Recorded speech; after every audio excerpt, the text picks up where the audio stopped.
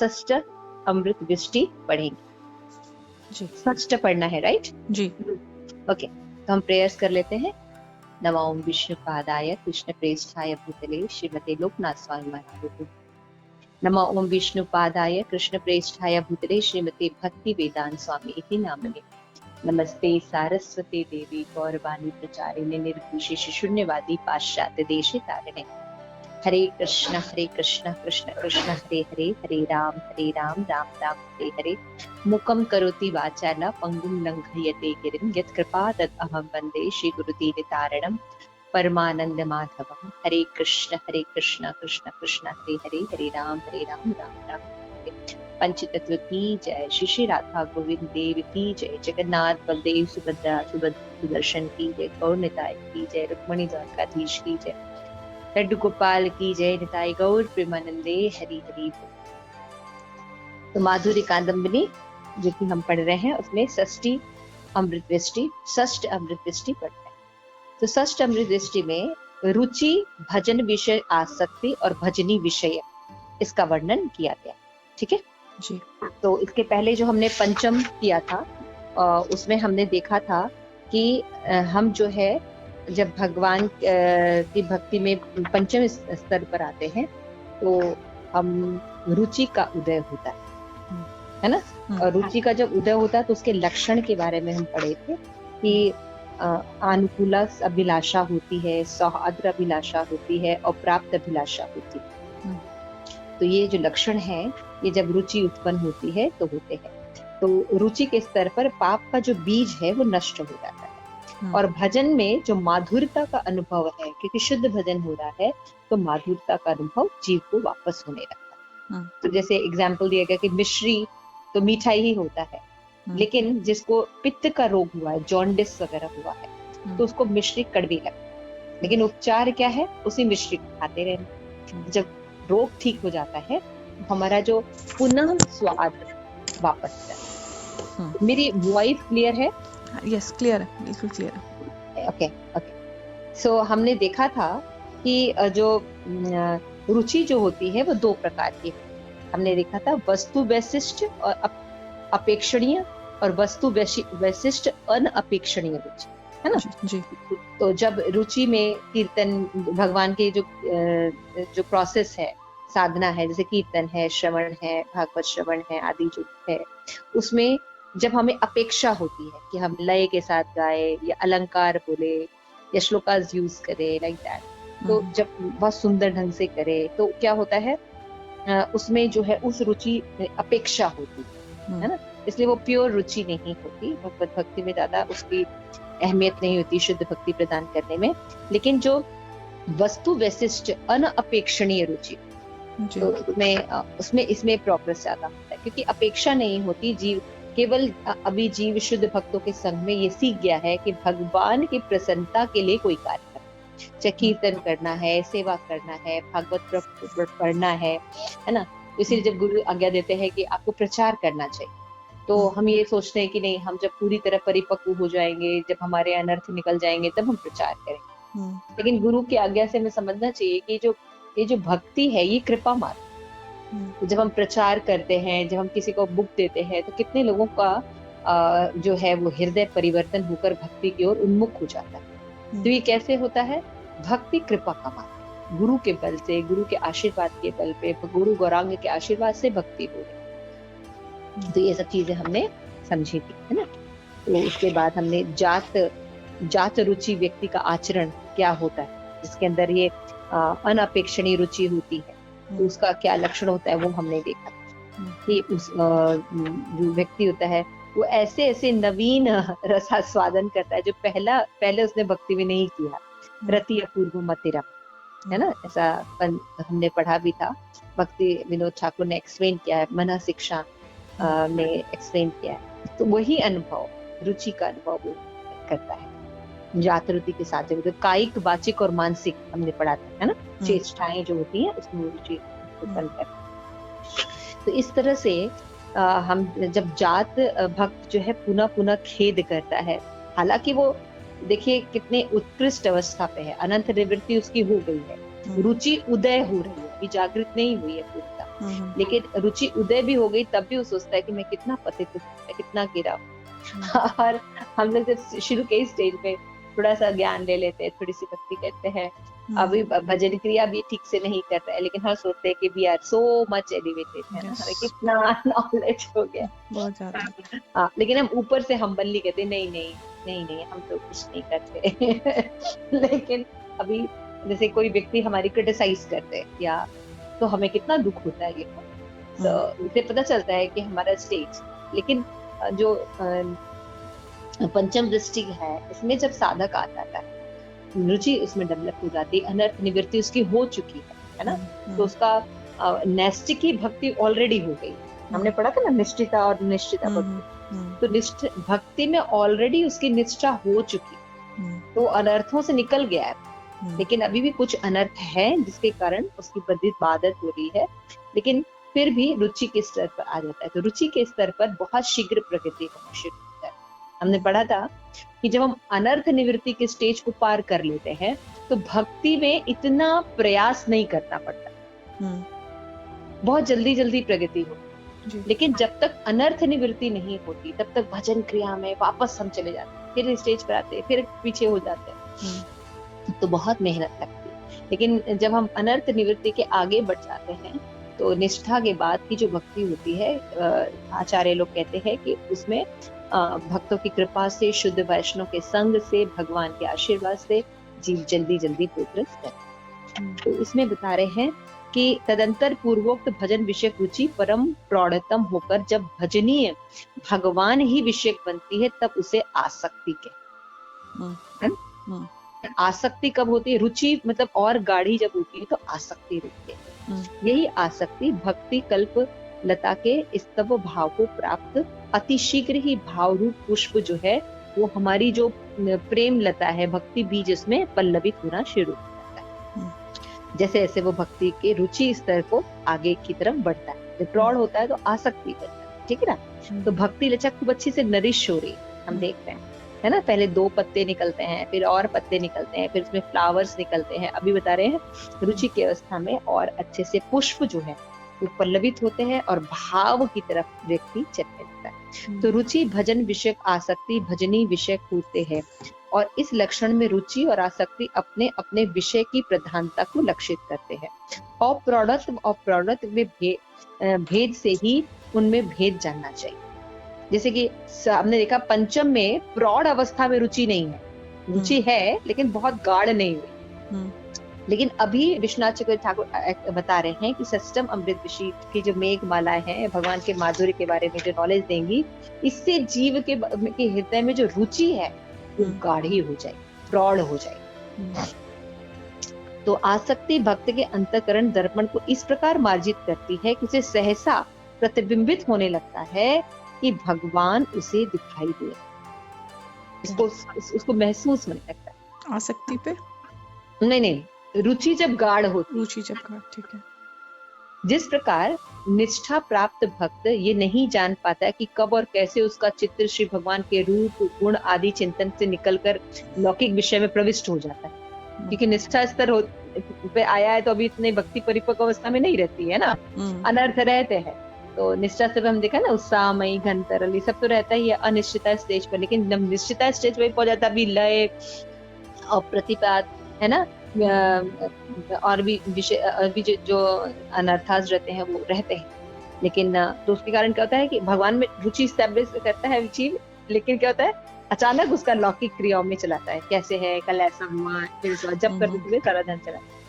उसी प्रकार जब आसक्ति रही साधक नहीं समझता कि कब और कैसे आसक्ति संपन्न चित्र भगवान के इतर बातों में निकलकर स्वतः भगवान के रूप गुण आदि में लग जाता है, किंतु आसक्तिशील भक्त इसे लक्ष्य कर लेता। जब रुचि गाढ़ी हो जाती है तब उसका ध्यान नहीं जाता, लेकिन जब तक जीव जो है वो निष्ठा के स्तर से है और लय वगैरह जो हमने अनर्थ है वो है उसके अंदर, तो बार बार भौतिक जगत की तरफ जाता है, फिर उसकी और आसक्ति बढ़ती है और अच्छा एसोसिएशन करता है, तो उसका जो है रुचि के स्तर पर आता है, लेकिन रुचि अप्रौढ़ अवस्था में।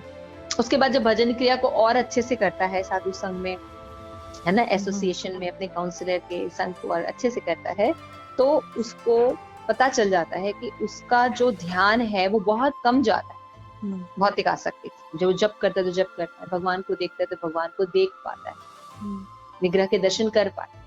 अभी जब विग्रह के दर्शन करता है लेकिन उसको कोई अनुभव नहीं होता है, तो देखता भी है लेकिन नहीं देखता है। ये बात करें तो भजन विषयी रुचि अर्थात श्रवण कीर्तन आदि विषय परिवर्तित होकर रुचि जब प्रगाढ़ होकर भगवान को विषय बनाकर परिवर्तित होती है तब उसको आसक्ति कहते हैं। तो रुचिरमान भक्त को श्रवण आदि भजन में रुचि होती है और आसक्तिमान भक्त को अपने अभिष्ट देव में आसक्ति हुई। तो आसक्ति और रुचि में अंतर होता है। रुचि में मतलब व्यक्ति को मतलब ठीक है भगवान के श्रवण आदि कीर्तनों में रुचि होती है, लेकिन आसक्ति का मतलब होता है कि एक कोई विशिष्ट जो देव है उनमें आसक्ति होता है। जैसे राधा, हम लोग के राधा गोविंद देव है ना, किसी के राधा रमण होते हैं, यू नो, तो एक विग्रह में आसक्ति जब तक है ना। और बताया गया है कि किसी लता में पुष्प पर फल उत्पन्न होने से पूर्व उसमें स्तव गोट होते हैं बर्ड्स, और यह स्तर सूचित करते हैं कि शीघ्र ही इस लता में फूल लग जाएंगे ना, छोटे छोटे बर्ड्स लग जाते थे। उसी प्रकार आसक्ति होने पर यह सूचित होता है कि शीघ्र ही साधक की जो भक्ति लता है इसमें भाव और प्रेम का फल लगने वाला है, कृष्ण प्रेम। ठीक है, तो रुचि भजन विषय में होती है और आसक्ति भजनीय श्री भगवान में। ठीक है, रुचि भजन विषय में जैसे कीर्तन श्रवण इसमें हो जाता है, लेकिन आसक्ति में डीटीज में व्यक्ति की आसक्ति। Okay okay, yes. तो रुचि का प्रधान विषय भजन है और आसक्ति का प्रधान विषय श्री कृष्ण भगवान, राधा रानी हो जाती है। ठीक है ना, तो रुचि और आसक्ति का यही लक्षण बताया गया। वास्तव में दोनों ही भजन और भजनी को अपना विषय बनाता है। तात्पर्य है कि रुचिमान भक्त को भजन में तो रुचि होती है किंतु उसे श्री भगवान के प्रति इतनी आसक्ति नहीं होती रुचि के स्तर। लेकिन ऐसी बात नहीं है, हम ऐसे समझ सकते हैं ना, जैसे ये वर्णन बोला है, लेकिन ऐसी बात नहीं है। मतलब यहाँ पे कह रहे हैं कि भगवान में आसक्ति की अपेक्षा भजन में अधिक प्रधानता हो। रुचि होती है डीटी वर्शिप वगैरह में या भगवान को देखने में, लेकिन इतनी रुचि नहीं होती जितनी कि उसको सेवाओं में प्रोसेस में इंटरेस्ट होता है।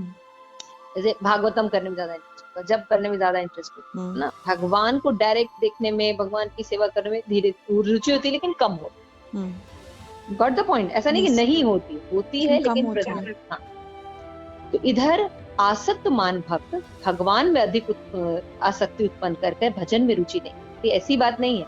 उस समय आसक्ति की प्रधानता होती है। इस प्रकार दोनों विषय परिवर्तित होते हैं, ये ध्यान रखना चाहिए। ये नहीं कहा जा रहा है कि रुचि को भगवान के प्रति मतलब ज्यादा होता है, ठीक है।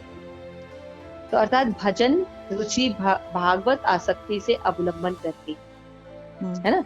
नहीं, जब भजन रुचि के स्तर पर होता है तो भागवत आसक्ति को अवलंबन करती है और भागवत आसक्ति भी भजन रुचि को अवलंबन करती है। दोनों ही रहते हैं लेकिन किसी एक ही प्रधान रहता है। रुचि के स्तर पर विषय में भजन विषय प्रधान रहता है, भगवान थोड़ा कम रहता है, लेकिन आसक्ति के लेवल पर उसको भगवान के प्रति आसक्ति ज्यादा। क्लियर हो गया? जी जी। तो रुचि से आसक्ति की ओर एक और भी विलक्षणता है, वो यह है कि रुचि के स्तर पर साधक विषय में प्रविष्ट चित्त को बुद्धिपूर्वक विषय से आकर्षित कर भगवान में थोड़ा प्रयास करना पड़ता है रुचि के लेवल पर।